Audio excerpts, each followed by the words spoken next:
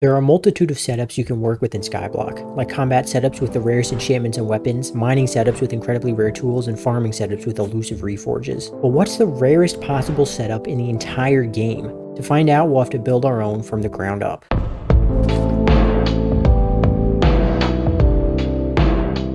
This setup will consist of a pet, weapon, and a full set of armor, as well as the enchantments and upgrades for them. I wanted to include things like accessories or magic weapons, but those are rare due to a lack of supply rather than statistical improbability. An accessory like the Rift Prism is seemingly rare because of how few there are, but in reality their scarcity comes from how exceedingly expensive they are rather than true rarity. Anyways, to start, let's determine what pet we should use. The three contenders for our setup are the Mythic Flying Fish, Legendary Ender Dragon, and Legendary Phoenix pets. The Flying Fish is hard to get, as all the things you need to upgrade it to Mythic are incredibly rare. The legendary rarity of the pet is a 1 in 50 drop from the Sea Emperor, which has a 1 in 400 chance to be caught when the player is at least fishing level 20, which comes out to a 1 in 20,000 chance per catch to get a legendary pet. Now that we have a legendary flying fish, we can upgrade it to Mythic with a radioactive vial, which has a 1 in 300 chance to drop from Lord Jawbus, who has a 1 in 480 chance to spawn when lava fishing when you're at least level 45. That makes the chance of getting a radioactive vial roughly 1 in 144,000 per catch when lava fishing. Next we have the legendary Ender Dragon pet, which has a 1 in 2,500 chance to drop from Ender Dragons if you place at least 4 summoning eyes. To spawn that many dragons, you need to kill over 4 million zealots.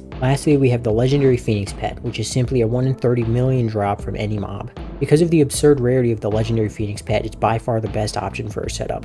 The Ender Dragon pet simply isn't rare enough to merit being in the setup, and a fishing pet wouldn't make sense anyways. Now we need to decide what pet item to use. The two best options are the Minos Relic and Green Bandana. Minos Relics are dropped from Minos Champions when you have a legendary Griffin pet equipped, and have a 1 in 5,000 chance to drop. Green Bandanas have a 1 in 250 chance to be a reward from rare visitors in the garden, but because it can only be obtained from rare visitors, the chance per visitation is about 1 in 1,100. Now you might be asking, why not use a tier booster, or why not use a Quick Claw? Because we're using a legendary pet, a tier boost core wouldn't even work, and Quick Claws have a 1 in 6,000 chance per roll, and the Crystal Nucleus reward bundle rolls each drop 14 to 20 times, making the lowest possible drop rate only 1 in 400. In the end, the Minos Relic comes out on top because it's slightly rarer than the Green Bandana and also more relevant to our setup. Now that we have our pet, a legendary Phoenix with a Minos Relic, we can move on to phase 2, the rarest set we can obtain is Special Wither Armor. The player H8RE has a pair of Special Wither Boots. Whether very special armor was ever possible, I don't know. And because none have ever been documented to exist as far as I know, using them in our setup simply wouldn't be reasonable. When Special Wither Armor was obtainable, it was created by having your drop recombobulated 3 times. Once when looking at it inside of the chest, again when opening the chest, and a third time when picking it up off the ground. Why the recombobulation chance was rolled so many times is unknown, but it no longer happens. The chance of one of these happening is 1 in 100 individually, but the chance of all 3 happening at once is 1 in 1 million.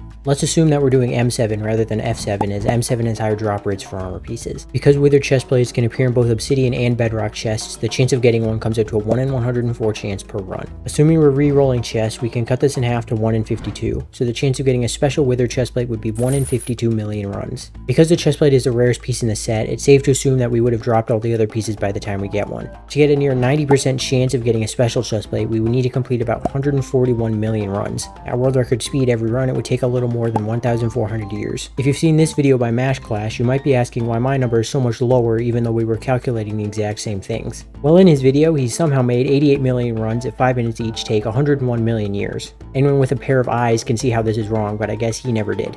On top of that, he kept going the entire video with this incorrect number, and despite being called out in the comments for it a ton, he kept the title of the video incorrect and went as far as to blame his editor for some reason. I don't know if he's stupid or was just lying for the sake of views, but in reality it's probably both. Anyways, now that we have 3/4 special wither armor, we can get a helmet. The reason we aren't using a wither helmet is because it's a custom head, and if we use a leather helmet we can apply dye to it, which will make our overall set much rarer. But what helmet do we use? If we were to include unobtainable items, in addition one great spook helmet would be our best option, as only one could ever exist, and other one-of-a-kind helmets like the potato crown aren't leather helmets anyways. If we don't include unobtainables, an auto-recombobulated zombie commander helmet would be the rarest, with a 1 in 100 drop chance and a 1 in 100 auto-recombobulation chance, making it a 1 in 10,000 total chance. Yeah, it's kind of a boring drop, but trust me, having a leather helmet instead of a player head will make our setup significantly rarer in the long run. Now that we have a full set of armor, we need to get a weapon. You probably could have guessed we'll be using the Enrager, an item widely known as the stupidest weapon in the game because it has a 1 in 311,000 drop rate but incredibly mediocre stats. To have a close to 90% chance of getting one, we'll have to do Infernal Creature roughly 1.8 million times. At 2.5 minutes per run without downtime, that would take about 9 years. To push this to the extreme, let's also go for 2 specific attributes. Most of the time, these two attributes are called god rolls, but because there are no meta weapons with attributes on them, I'll just assume that warrior and attack speed are the best for an enrager. So what are the chances of getting this specific enrager? Because there are 12 different weapon attributes, we can use this formula to calculate the rarity of an item having the attributes that we want, in this case being 1 in 66. This means that 1 in 66 enragers have the attributes we want, so we need to do 66 times more runs than we would have before. That brings our total runs to 118 million. At 2.5 minutes per run, that would take us 570 years of Kudra runs to get our warrior and attack speed enrager. In all honesty, this isn't really true. I kinda just needed that number to make the title look cooler, I won't lie. Because of the Wheel of Fate, we can simply get one enrager and re-roll its attributes until we get what we want. Wheel of Fates have a 1 in 81 chance to get per Infernal Kudra run, so we need to do 5,350 runs to get 66 of them, which is still a lot of runs, but compared to the 118 million we would have needed to do before, I'd say it's an improvement. With this optimization, we took our 570 year grind down to just 8.5 years. With our gear collected, we can focus on getting upgrades for it. We'll start with Enchanting our Enrager. Tier 7s are the obvious choice, but we need to decide on an ultimate enchantment.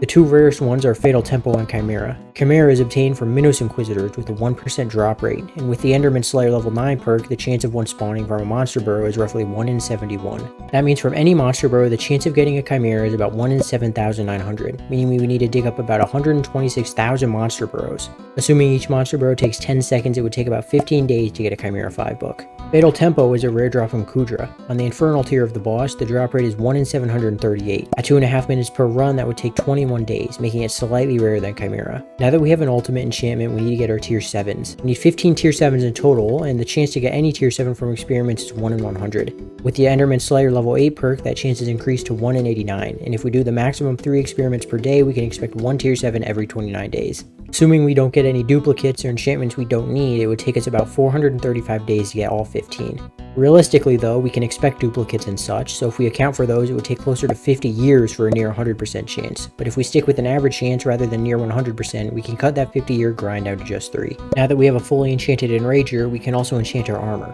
Because of how many experiments we had to do to get the tier 7s for our Enrager, it's safe to assume we gathered at least 4 Growth 7 and Protection 7 books in the process. But because our entire set is leather armor, we can also apply dyes to it.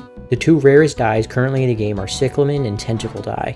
I'll spare you the details, but Cyclamen dye comes out on top when it comes to how long it takes to get. For those of you who don't know, it's a 1 in 100 million drop from mushroom cows, but only the ones that spawn in the mushroom gorge. To get a near 90% chance of getting one, it would take about 9 billion mushroom cows, and to get all 4 it would take about 36 billion. At 2 seconds per cow, it would take about 2,200 years. With Magic Find, that number is a lot lower, but I'll keep the higher number because it looks cooler. And before you read a comment about it, no, the Mushroom Coax would not work here. The description states that it doubles common drops, and the dye is listed as an RNGesus drop in the bestiary.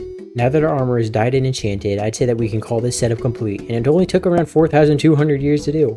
Keep in mind that this number doesn't include a lot of optimization that could be made with Magic Find and other things, and I also suck at math, so take the number with a grain of salt. Anyways, 4,200 years is a long time to grind one game, so I'm gonna go play something else.